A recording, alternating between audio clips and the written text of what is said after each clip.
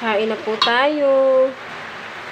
Hello po mga kawaray. Good morning. Nagluluto po ako ngayon ng upo. Ayan po. Ginisa ko na yung sardinas kanina. Tapos, linagay ko na po yung upo. Ayan. Ginisa ko muna siya. Ginisa ko lang siya konting mantika kasi umiiwas muna ako ngayon sa mga mantikain na ulam.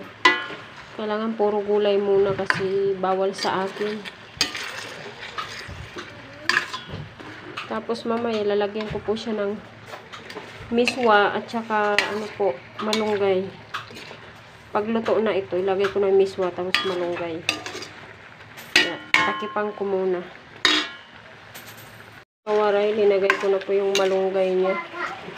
Nag-ano po siya, nagtubig siya. Kahit hindi ko linagyan ng tubig.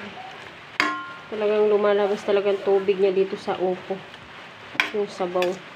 Okay lang naman. Kaya maggulay-gulay muna ako ngayon.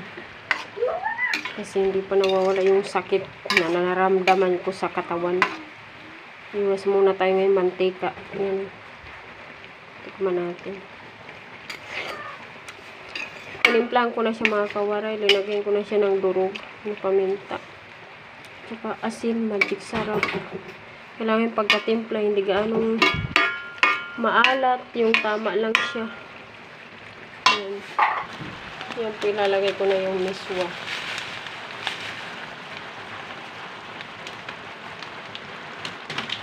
Mawawala naman yung sabaw yan kasi masisip-sip dito sa miswa.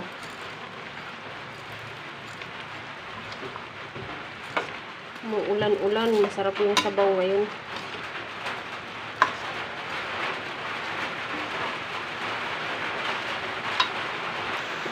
Ayan po mga kawaray, luto na po siya. Ayan. Sarap yung sabaw.